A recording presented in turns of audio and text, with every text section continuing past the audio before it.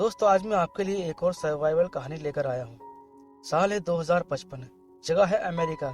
ये वो समय है जब धरती से पानी लगभग खत्म हो गया है। इसी समय में ये जगह हरी भरी हुआ करती थी और यहाँ पर खेती होती थी, पर अब यहाँ हरियाली नहीं है। काफी लोग यहाँ से अपना घर छोड़कर चले गए क्योंकि अब उनके लिए यहाँ रहना ठीक नहीं है। लेकिन अर्नेस्ट अपना घर छोड़कर नहीं जाता क्योंकि उसे उम्मीद है कि एक दिन वो इस जगह को फिर से हरी भरी कर सकता है। वो यहाँ अपनी बेटी मैरी और बेटे जेरोम के साथ रहता है।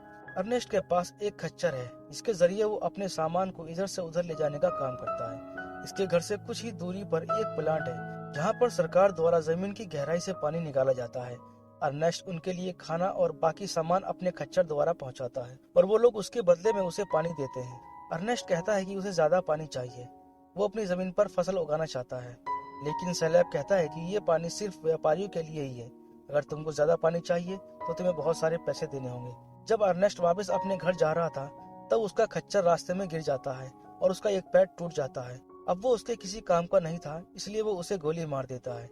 ये देखकर जेरोम रोने लगता है तो अर्नेस्ट उसे समझाने की कोशिश करता है और कहता है कि ये उसके लिए ठीक था। फिर वो दोनों घर आ जाते हैं। यहाँ हम देखते हैं कि पानी की कमी होने की वजह से वो लोग खाने की प्लेट को रेत से साफ करते हैं। अर्नेस्ट मैरी को बताता है कि कल वो ऑक्शन के बाद कैथरीन से मिलने जा रहा है। कैथरीन अर्नेस्ट की वाइफ है। काफी समय पहले एक एक्सीडेंट में कैथरीन घायल हो गई थी और अब वो हमेशा के लिए हॉस्पिटल में एडमिट है। अगले दिन अर्नेस्ट अपने बेटे के साथ एक ऑक्शन में जाता है जहाँ रोबोट की नीलामी होती है। खच्चर के मरने के बाद अब अर्नेस्ट को सामान सप्लाई करने में बहुत परेशानी हो रही थी, इसलिए वो एक रोबोट को नीलामी में खरीद लेता है। वहाँ पर बोली लगाने एक और आदमी भी आया था, उसका नाम फ्लेम था। वो भी उस रोबोट को खरीदना चाहता था, लेकिन अर्नेस्ट वो बोली जीत जाता है। फ्लेम को अर्नेस्ट पर बहुत गुस्सा आता है क्योंकि वो भी उसे जीतना चाहता था। इसके बाद अर्नेस्ट अपनी वाइफ से मिलने जाता है जहाँ वो एडमिट है। वहाँ उसे एक फ्रेम में रखा जाता है जो कि बहुत ही महंगा था और अर्नेस्ट के पास उतने पैसे नहीं थे कि वो उसे खरीद सके। कैथरीन से मिलने के बाद वो दोनों घर जा रहे थे कि तभी रास्ते में उन्हें रॉबी मिलता है।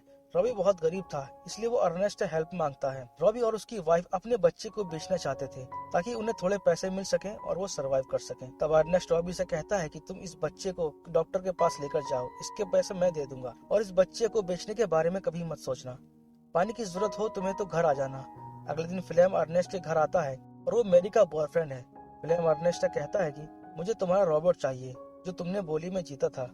अर्नेस्ट कहता है कि तुम्हारे फादर की मंजूरी के बिना मैं ये तुमको नहीं दे सकता। फ्लेम कहता है कि अगर तुम इसे बेचना नहीं चाहते हो तो मुझे उधार दे दो, मैं काम हो जाने पर वापस कर दूंगा। लेकिन अर्नेस्ट को उस पर भरोसा नहीं था, इसलिए वो उसे नहीं देता और फ्लेम गुस्से में वहाँ से चला जाता है। अगले दिन जब अर्नेस्ट अपने घर आ रहा था तब वो फ्लेम को अपने घर की तरफ से जाते हुए देखता है। वो मैरी से मिलने आया था। अर्नेस्ट उसे समझाता है तो मैरी कहती है कि अगर उसने फ्लेम से मिलने से उसको रोका तो वो घर छोड़कर चली जाएगी, क्योंकि वो अपने फादर को उसकी माँ की इस हालत का जिम्मेदार समझती है। इस बात से अर्नेस्ट काफी परेशान रहता था क्योंकि उसे मैरी की काफी फिक्र होती थी। एक सुबह अर्नेस्ट देखता है कि गैराज का लॉक टूटा हुआ है और किसी ने उसका रोबोट चुरा लिया है। अर्नेस्ट समझ जाता है कि ये काम फ्लेम का ही है। इसके बाद अर्नेस्ट उसके फादर सैम के पास जाता है। सैम उसे बताता है कि वो आज सुबह ही माउंटेन की तरफ सप्लाई पहुंचाने चला गया है। अर्नेस्ट उस माउंटेन की तरफ जाता है जहां वाटरमैन काम करते थे। अर्नेस्ट उस पहाड़ पर जाता है तभी उसे एक पंच आकर लगता है। जब उसे होश आता है तो वो देखता है कि सारे वाटरमैन उसे मारने की कोशिश कर रहे थे। वो उस पर चोरी का इल्जाम लगाते हैं, लेकिन अर्नेस्ट कहता है कि मैंने कोई चोरी नहीं की है। वहाँ सैलेब और अर्नेस्ट के बीच फाइट शुरू हो जाती है। अर्नेस्ट उन पर गन पॉइंट कर देता है और वहाँ से भाग जाता है।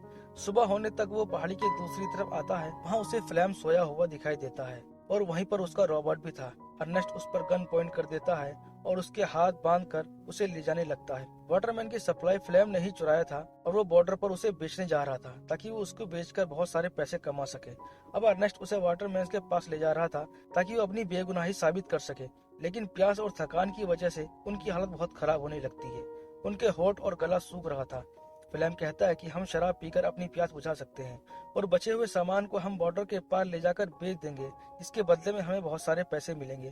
प्यास की वजह से अर्नेस्ट उसकी बात मान लेता है और पानी की जगह शराब पीने लगता है, लेकिन अब भी उसका सामान बेचने का कोई इरादा नहीं था। अभी वो फ्लेम को वाटरमैन के पास ले जाना चाहता था, लेकिन शराब पीने के बाद उसे नशा हो जाता है और उसके पैर लड़खड़ाने लगते हैं। फ्लेम समझ चुका था कि अर्नेस्ट की हालत ठीक नहीं है, इसलिए वो अर्नेस्ट के सर पर एक पत्थर मारता है जिस वजह से उसकी वहीं पर मौत हो जाती है। इसके बाद वो अर्नेस्ट को रोबोट के साथ बांध देता है और उसे वाटरमैन के पास जाने का कमांड दे देता है, जिस वजह से वो रोबोट उसको घसीटता हुआ वाटर सप्लायर के पास ले जाता है। इसके बाद फ्लेम मैरी के पास जाता है और मैरी उसके साथ चली जाती है। लेकिन जेरोम को अब उस पर शक होने लगा था, क्योंकि शाम होने आई थी पर अभी तक अर्नेस्ट घर नहीं लौटा था। इसलिए वो उसे ढूंढने निकल जाता है। उसे सप्लायर्स की एक बोतल मिलती है। शाम तक वो वाटरमैन के पास पहुंच जाता है। वो रोबोट वहीं था। जेरोम अपने फादर के बारे में पूछता है। सेलेब उससे कहता है कि तुम्हारे फादर हमें पहाड़ी पर मरे हुए मिले थे। ये रोबोट वहीं था, शायद उसी की वजह से तुम्हारे फादर की मौत हुई है। सबको लग रहा था कि उस रोबोट ने ही अर्नेस्ट की जान ली है। इधर हम अर्नेस्ट का फ्यूनरल देखते हैं। अर्नेस्ट की मौत से दोनों भाई बहन बहुत रो रहे थे। उनकी माँ हॉस्पिटल में थी और अब उनके फादर की भी मौत हो गई थी। इसके बाद दोनों अपनी माँ से मिलने हॉस्पिटल में जाते हैं। वहाँ फिल्म भी आता है और वो बोलता है कि अब से वो उन दोनों की जिम्मेदारी लेगा। घर आने पर जेरोम उस रोबोट को तोड़ने की कोशिश करता है, क्योंकि उसे लगता है कि उस रोबोट ने ही उसके फादर की जान ली है। फिल्म खड़ा हुआ ये सब देख रहा था। फिल्म उससे कहता है कि मैं चाहता हूँ कि मैं तुम्हारे फादर के सप्लाई के काम को जारी रखूं, ताकि वो हमें यहाँ वाटर कनेक्शन दे दें और हम इस जमीन पर फसल उगा सकें। पर जेरोम कहता है कि ऐसा कभी नहीं होगा, क्योंकि उसके फादर ने पहले ही कई बार कोशिश की थी। फिल्म कहता है कि तुम मुझे एक मौका दे दो, मैं पूरी कोशिश करूंगा यहाँ वाटर पाइपलाइन लाने का। जेरोम भी मान जाता है, क्योंकि उसे भी लगता है कि फिल्म को एक मौका देना चाहिए। इसके बाद वो सेलेब के पास जाता है और उसे पानी की मांग करता है। सेलेब कहता है कि वो जमीन बहुत बंजर है, वहाँ पर खेती नहीं हो सकती, पर फिर भी वो इसके बारे में सोचेगा। थोड़े दिनों में सेलेब सरकार को बताए बिना ही वाटर कनेक्शन दे देता है और फिल्म उस जमीन पर खेती करना शुरू कर देता है। कुछ ही दिनों में उसकी फसल काफी अच्छी हो जाती है। फिल्म और जेरोम ये देखकर बहुत खुश हो जाते हैं। अब फिल्म की मेरी से शादी हो जाती है और वो उनकी फैमिली का हिस्सा बन जाता है। एक दिन फिल्म का फादर कुछ बैंक वाले को साथ में लेकर आता है और वो बताता है कि अर्नेस्ट ने इस जमीन पर काफी ज्यादा कर्ज लिया था, जो उसे लौटाने थे, और अब ये फार्म बैंक अपने कब्जे में ले लेगा। अब फिल्म को कुछ न कुछ करके पैसों का इंतजाम करना था। वो उस रोबोट को ट्रक में लोड करता है और वहाँ से जाने लगता है। जेरोम उसे पूछता है कि तुम कहाँ जा रहे हो, तब वो सिर्फ इतना बताता है कि वो पहाड़ों की तरफ जा रहा है। अब वो सीधा रॉबी के पास जाता है, क्योंकि वो जानता है कि रॉबी अपने बच्चे को बेचने वाला था। वो रॉबी को झूठ बोलते हुए कहता है कि कुछ लोग हैं जो तुम्हारे बच्चे को खरीदना चाहते हैं। वो कहता है कि तुम अपने बच्चे को लेकर मेरे साथ चलो, मैं बस ये देखना चाहता हूँ कि वो लोग तुम्हारे बच्चे का कितना पैसे देते हैं। इसके बाद तुम अपने बच्चे को लेकर वापस आ जाना। तो रॉबी उसकी बात मान लेता है और अपनी वाइफ को बताए बिना ही फिल्म के साथ चला जाता है। वहाँ पहुंचकर फिल्म उन लोगों से बच्चे की डील कर लेता है और पैसे अपनी जेब में रख लेता है। जब इस बात का पता रॉबी को चलता है तो वो बहुत चिल्लाता है, लेकिन तभी वो लोग उसे गोली मार देते हैं। वो फिल्म पर भी फायरिंग करते हैं, लेकिन वो बचकर निकल जाता है। इसी दौरान एक गोली रोबोट के सेंसर पर भी लग जाती है, जिससे उसका सिस्टम रिबूट हो जाता है और वो लड़खड़ाता हुआ अपने मालिक के पास जाने लगता है, जिसने उसे बनाया था। अगले दिन हम फिल्म को देखते हैं, जो बहुत खुश था, क्योंकि अब उसने बैंक का सारा कर्जा चुका दिया था। लेकिन मैरी और जेरोम नहीं जानते थे कि फिल्म के पास इतना सारा पैसा कहाँ से आया है। जेरोम को लग रहा था कि उसने रोबोट को बेच दिया है और उन पैसों से उसने बैंक का कर्जा चुकाया है। इसलिए वो फिल्म से पूछता है कि तुमने वो रोबोट किसको बेचा है, तो वो जवाब देता है कि रॉबी को। लेकिन रॉबी तो मर चुका था। अब ये रोबोट बॉर्डर क्रॉस करके उस जगह पहुंच जाता है जहाँ उसे बनाया गया था। तब एक आदमी उसे देख लेता है। ये वही आदमी था जिसने उस रोबोट को बनाया था। वो आदमी जेरोम से कांटेक्ट करता है और उसे उसके रोबोट की जानकारी देता है। इधर जेरोम रॉबी की वाइफ को देखता है, जिसके हाथों में नकली बच्चा होता है। ये देखकर उसे फिल्म पर शक होने लगता है। खाना खाते टाइम वो फिल्म को बताता है कि वो अपनी मॉम से मिलने के लिए हॉस्पिटल जा रहा है। दरअसल वो उस जगह पर जा रहा था जहाँ पर उसका रोबोट है। ये जगह बॉर्डर के पास है। वहाँ जाकर जेरोम केल्विन से मिलता है, जिसने उस रोबोट के बारे में बताया था। केल्विन ने रोबोट के खराब पार्ट्स को चेंज कर दिया था और उसने उस रोबोट को बिल्कुल नया बना दिया था। साथ ही वो उस रोबोट की एक खास फीचर के बारे में भी बताता है। वो बताता है कि ये रोबोट अपने सेंसर की मदद से वीडियो रिकॉर्ड भी कर सकता है।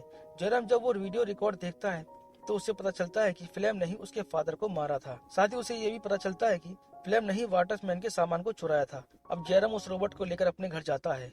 यहाँ आकर वो फिल्म से पूछता है कि तुमने तो वो रोबोट रॉबी को बेच दिया था, तो अब फिर वो यहाँ पर क्या कर रहा है। ये सुनकर फिल्म बहाने बनाने लगता है। वो कहता है कि इस रोबोट को रॉबी के पास होना चाहिए था, पर पता नहीं ये यहाँ पर क्या कर रहा है। एक बार फिर जेरोम फिल्म से कहता है कि मैंने आज रेडियो पर रॉबी से बात की है, वो तुम्हारे बारे में पूछ रहा था, वो तुम्हें ढूंढ रहा था। ये सुनकर फिल्म चौंक जाता है, क्योंकि रॉबी को खुद उसने मरते हुए देखा था। वो फिल्म से कहता है कि तुम झूठ बोल रहे हो, रॉबी के पास रेडियो नहीं है। यहाँ पर वो जेरोम पर गुस्सा होने लगता है, क्योंकि अब वो खुद ही अपने जाल में फंसता जा रहा था। अगले दिन फिल्म को एक लेटर मिलता है जो जेरोम ने रॉबी के नाम से भेजा था। उस लेटर में जेरोम ने लिखा था कि मैं ठीक हूँ, लेकिन मुझे तुम्हारी मदद की जरूरत है, क्या तुम मुझसे मिलने आ सकते हो। फिल्म वहाँ जाने से पहले अपनी गन चेक करता है, लेकिन वो वहाँ नहीं थी। उसे जेरोम ने पहले ही छुपा दिया था। फिल्म उस जगह पहुँच जाता है और रोनी का नाम लेकर चिल्लाने लगता है। वहाँ पर वो अचानक से एक गड्ढे में गिर जाता है और उसका पैर टूट जाता है और वो हेल्प के लिए चिल्लाने लगता है। तभी वहाँ जयराम आता है, लेकिन वो जयराम को देखकर समझ जाता है कि जयराम को सारी सच्चाई पता चल चुकी है। लेकिन फिर भी वो हेल्प के लिए जयराम से रिक्वेस्ट करता है, लेकिन जयराम उसकी मदद नहीं करता और उसे गोली मार देता है। इसके बाद जयराम अपने रोबोट के साथ घर आ जाता है, लेकिन वो इसके बारे में मैरी को कुछ नहीं बताता क्योंकि वो फ्लेम के बच्चे की मां बनने वाली थी। 2 दिन बीत जाने के बाद भी फ्लेम जब घर वापस नहीं आता तो मैरी बहुत परेशान हो जाती है। तो वो जयराम से पूछती है कि अब मैं क्या करूं। तब जयराम उसे बताता है कि तुम्हें इंतजार करना चाहिए। अब वो दोनों अपनी मॉम को घर लाने का फैसला करते हैं क्योंकि जो फसल उन्होंने उगाई थी उससे उन्हें काफी सारे पैसे मिलते हैं, जिससे वो अब उस गैजेट को खरीद सकते हैं जिससे उनकी मॉम चल सकती है और अब इनकी मॉम अपने घर पर रह सकती है। और ये मूवी यहीं पर खत्म हो जाती है। दोस्तों, अगर आपको ये मूवी एक्सप्लेनेशन पसंद आया है तो वीडियो को लाइक करना और चैनल को जरूर सब्सक्राइब करना।